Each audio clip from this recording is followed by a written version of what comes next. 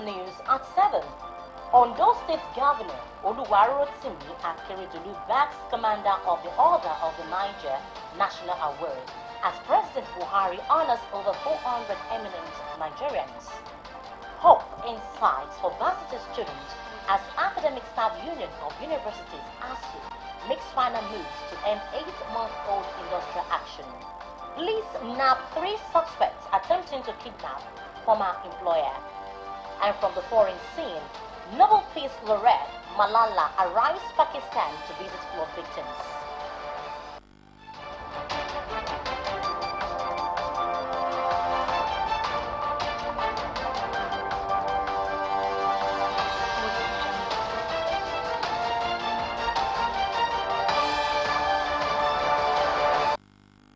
Thank you very much tonight for joining us on the news. I am Oyewumi Ayinigbera.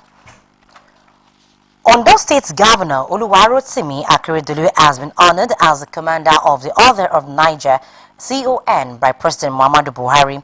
The National Honor Award held at the International Conference Center in Abuja was attended by eminent personalities from far and near.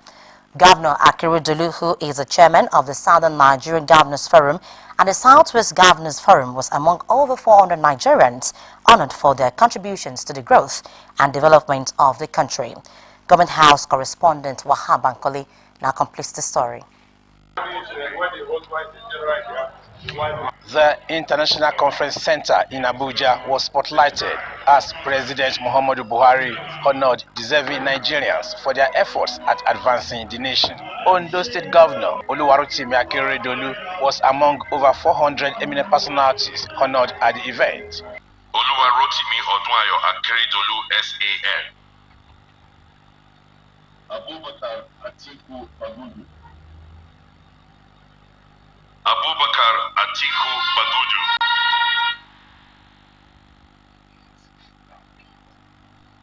Speaking with reporters at the end of the ceremony, Governor Akeredolu thanked President Buhari for the honor done him, noting that it means a lot to him. It means a lot because I never expected it.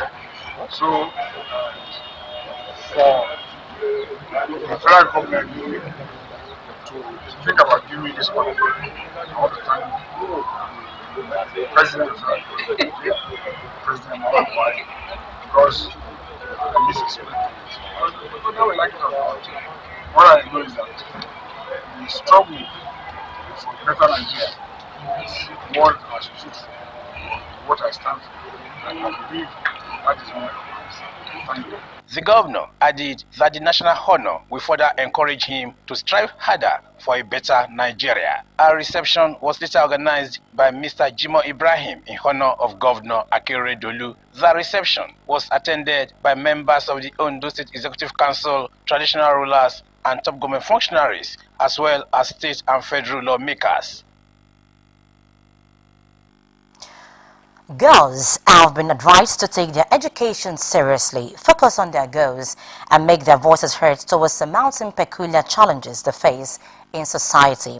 The church underlined the essence of the International Day of the Girl Child held at CAC Grammar School in Akure, Ondo State Capital.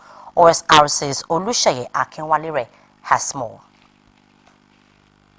It's the 10th International Day of the Girl Child to be celebrated in Nigeria. The day had as its theme, "Our time is now, our rights, our future." In line with this, the founder of Father for Human Development, Mrs. Olufisoye Adeniton, assured Nigerian girls that they can reach their goals in life, regardless of the background. There is one belief among girls too, because I'm a girl too, and I know that we as a girl, as women, we battle a lot of things on a daily basis. Some girls believe that because they are from a poor family, they cannot make anything good out of life. This is not correct. You can come from anywhere. The fact that you are focused and you know what you want to do, you can be more. The principal of CAC Grammar School, Mrs. Oluwapelumi Adetime, is confident that the event will impact the lives of the girls positively. The talk they are going to hear today is going to so empower them that they will be able to stand on their own. It will give them that confidence as a girl that they can do it, that they can make it, that they can go far. Chairperson Federation of Female Lawyers, Catherine Ogunjebi, charged the girls to believe there is no limit for them and that they should speak out to necessary authority when their rights are violated. As girls, we will come with our reports. Sometimes they look like rumor, sometimes they look like they did not happen. Because in your time and your generation, it was not like that.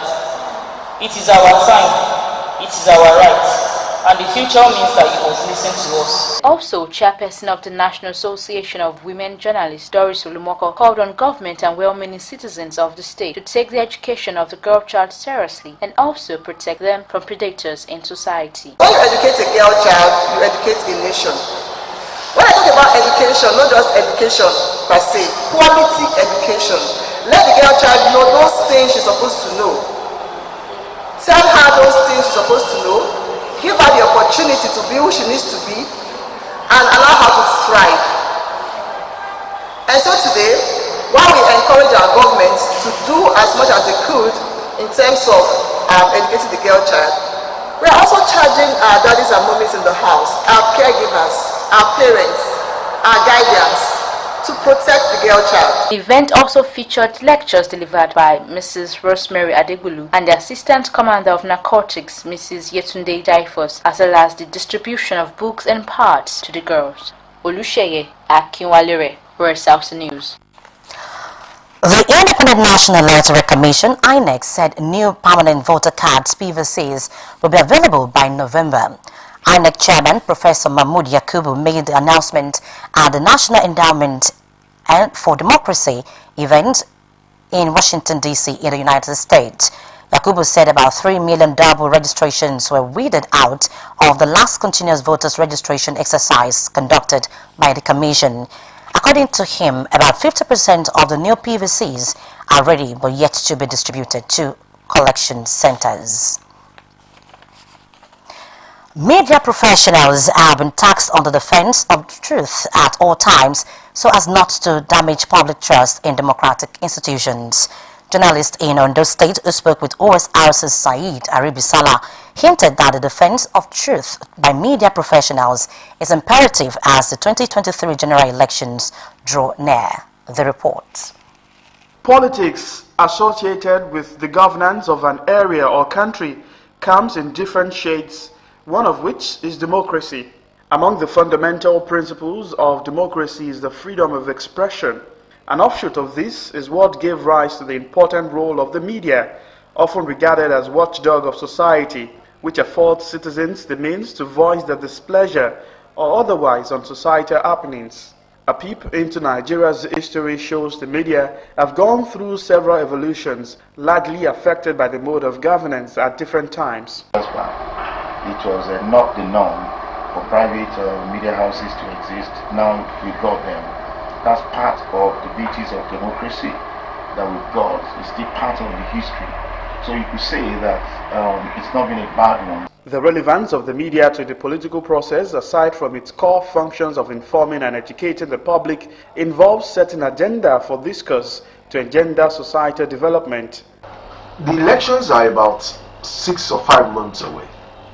Yet, the media has not done enough sensitization of the public as regards how to vote, what to look out for. The media has not done even a very fundamental part of the electioneering process, which is playing up the issues-based campaigns. The 2023 general election is fast approaching, and the media again is expected to take a center stage through professional conduct. People just come on TV, newspaper, they call people different names, abusing people.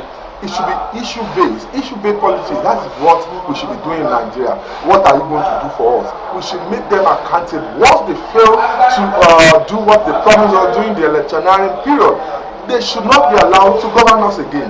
And that is the way it should be.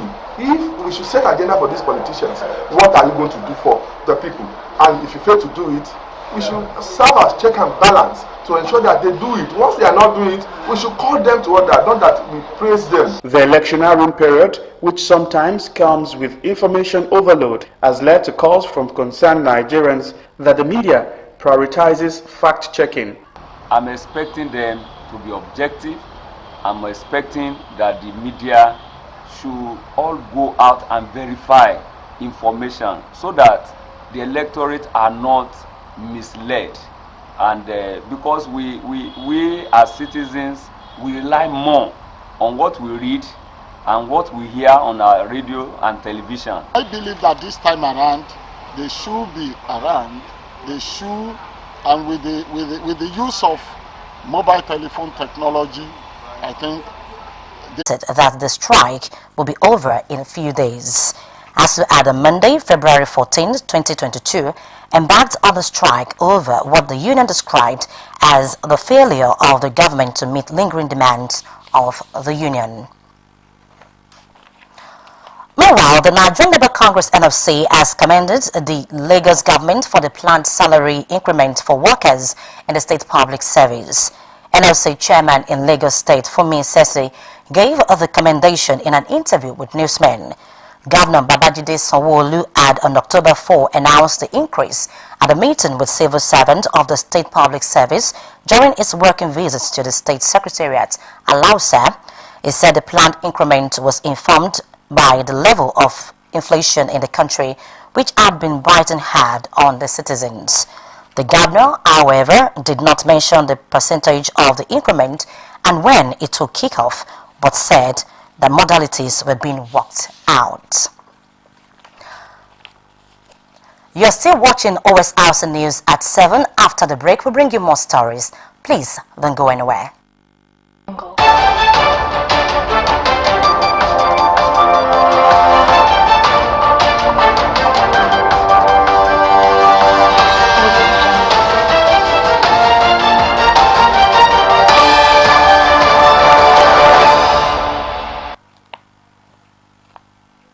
Thank you very much for rejoining us. You can watch us live on our website www.osrc.ng or follow us on Facebook OSRC TV Ondo, and on YouTube you can subscribe to our channel OSRC TV Ondo. Nigerians have called for greater involvement of states in the construction and maintenance of federal roads so as to ease the perennial suffering of motorists plying the highways. A cross-section of drivers trapped at the bad portion of the Akure-Owo Expressway at Eleyowo for the past few days said it is quite disturbing that major roads linking the southwest region with other parts of the country are fast becoming death traps. Osrc correspondent Isa Olatunji reports that the gridlock at the spot is now disappearing following the intervention of Ondo State government. For some time now, motorists and other road users who have a course to pass through the Eleyowo axis of Akure-Owo Highway have been bemoaning their fate. The reason is not far-fetched, as a portion of the ever-busy road close to the Akure airport has caved in, making navigation across the section, either towards Owo or in coming to Akure, the state capital, a mission impossible. While smaller vehicles resorted to rugged footpaths, crisscrossing nearby rural communities to squeeze their way out close to the Akure airport, tankers and other articulated vehicles were not that lucky, forcing stranded drivers to spend a couple of nights on the highway. Succor has now arrived with the intervention of men from Ondo State Ministry of Works, Housing and Infrastructure, with the temporary relief and the chance to proceed on their journeys.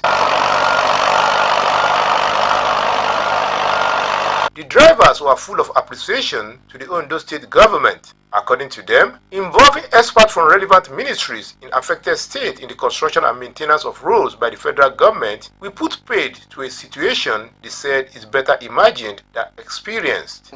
Muna fama da wahala daga Lagos zuwa Abuja yake kwana 10 kwana 8 kwana 7 a hanya baka wuce gida ba. Sannan ga matsalolin tsaro, ga ikidafis a hanya, ga rashin abinci ga abin da sauransu. Shi da muke roƙon gona ko shugaban kasa a taimaka mana a duba halin muke ciki. Muna fama da wahala akan hanya gaskiya. Ṣé bá láti bí last week sin bí by wọ́ọ̀sì gan ayẹ̀ ń dúpẹ́ lọ́wọ́ àwọn ìjọba náà ṣe bí wọ́n tó bá lè ṣerú bẹ̀ yẹn tí mọ́tò bá dẹ̀ ń dìde tó bá dẹ̀ ń lọ ibi yá tó ń lè bẹ́tà dùgbà tó wọ́n lè máa ṣe. À ń bọ̀ láti Aoshi à ń lọ sí Ìbàdàn ẹjọ́ ẹ bá wa bẹ a sì ti wà láti ojú ọ̀nà láti bí àti àtàná láti wà lójú ọ̀nà tí a lè rí bí lọ gbogbo tírélà páàkì kalẹ̀ lẹ̀ ojú títì gan ni àwa gan sùn sí ẹjọ́ ẹ bá ran ìjọba wa pé kí wọ́n jọ kí wọ́n bá wa wo ojú ọ̀nà kí wọ́n wò wá láàánú kí wọ́n sá wa kí wọ́n ṣe ojú àánú wò wá àti pé nǹkan tuntun wá ń ṣẹlẹ̀ nílùú pípẹ́ láì sọ pé kéèyàn mọ páàkì sójú ọ̀nà pípẹ́ láì sọ pé àlè mọ nǹkan tó lè ṣẹlẹ̀ síyàn. Their submission was in tandem with the observation of the State Commissioner for Works, Housing and Infrastructure, Mr. Raimi Aminu, who noted that the current intervention is just one out of the many currently being undertaken by Governor Oluwarotimi Akeredolu's administration. This is not the first one we are attending to. Numerous of these, about 500 meters away from this place, about 2 years ago, we attended to it. Ogbe we attended to it. Ogbe we attended to them. All of them, we attended to them. So, you know, we are just lucky that our governor is the one, is man with very large heart. If we are to go by the fact that the expositor of funds, nobody will attend to it. But our people are suffering. All of us, all the residents in those states, I've had our people traversing from this place to the north, the eastern part, and coming from there down to the western part here, all of us we are suffering. Aminu said greater synergy between the federal and state governments will not only ensure road projects that will stand the test of time, but equally end needless duplication of functions. Ondo State's command of the Nigerian Security and Civil Defense Corps, NSCDC, now has a new commandant, Olatundu Olayinka.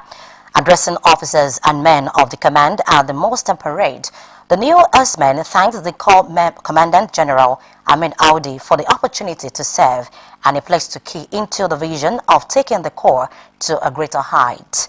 The new State's Commandant Olatundu commended his predecessor Ahmed Abuduri for his achievements in the state and solicited the cooperation of the officers to build on and sustain the recorded successes.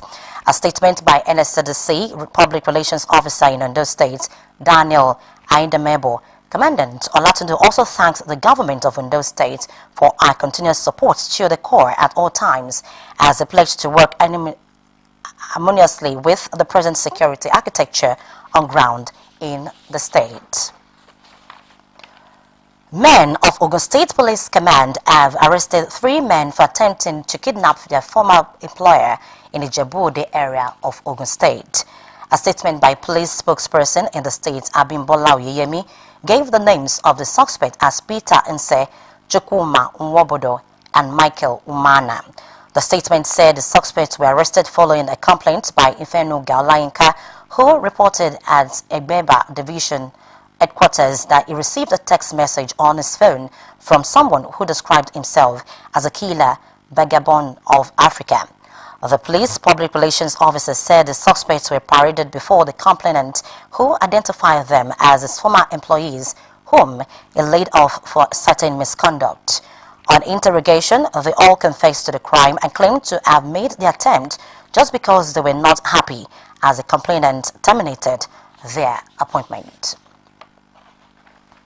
Also, the Ebonyi State Police Command has confirmed the attack on a section of Eza North Local Government Headquarters by unidentified gunmen.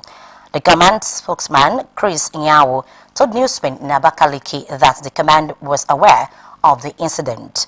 Report says hoodlums set the property on fire on Monday morning and left valuables worth millions of naira destroyed. Narrating the incident to newsmen in his office, the chairman of the council, Mr. Ogodo Nome, said the attack occurred in the early hours of Monday and so far no arrest has been made. Meanwhile, the Northeast Joint Task Force, Damaturu Yobe State, has handed 98 parcels of cannabis sativa worth about 5 million naira to the National Drug Law Enforcement Agency, NDLEA. The sector commander, Major General Koko Isoni, stated the quantity while handing over the 6 substances to the agency in Damaturu. Represented by his Chief of Staff, Brigadier General Umar Muhazu, the commander said the substances were seized on October 7, 2022 by troops of the 159 Battalion in Gendam local government area of the state. The state commandant of NDLEA, Aliyu Yahaya, commended the army for the gesture. And now the National Agency for Food and Drug Administration and Control, NAFDAC, has raised alarm over the use of 4 cough syrups linked to acute kidney injuries and children's death in Gambia. According to the World Health Organization, the 4 products are promethazine oral solution, cofexamlin baby cough syrup, Macof baby cough syrup, and Maghrib and cold syrup. NAFDAC Director General Professor Mojisola Adeyeye at a briefing said the products and manufactured by an Indian company made in pharmaceuticals, which had failed to provide guarantees about their safety. NAFDAC said although the drugs are not expected to be in Nigeria, as it has not been ratified by the agency, Nigerians should stay vigilant as it may have been distributed through informal markets to other countries or regions. In Kogi State, Commissioner for Environment Victor Omofai has pleaded with the federal government and other international bodies to come to the aid of the state amidst the flood crisis. Omofai made this appeal during an interface with journalists. At least 6 people, including a toddler, were reported to have died in Kogi's worst-hit Ibaji district, which the state governor Yaya Bello said is now completely underwater. The commissioner lauded the proactive measures taken by the state government to halt the flood advances, but insisted the fight can only be won with the support of foreign and individual stakeholders. Omolafe claimed early sensitization has been key to the low mortality rate, with effective collaboration from federal agencies as well as NGOs. In Pakistan, Nobel Peace Laureate Malala Yousafzai has arrived in her native Pakistan to visit flood victims 10 years after a Taliban assassination attempt against her. Yousafzai was just 15 years old when militants from the Pakistani Taliban, an independent group that shares a common ideology with the Afghan Taliban, shot her in the head over a campaign for girls' education.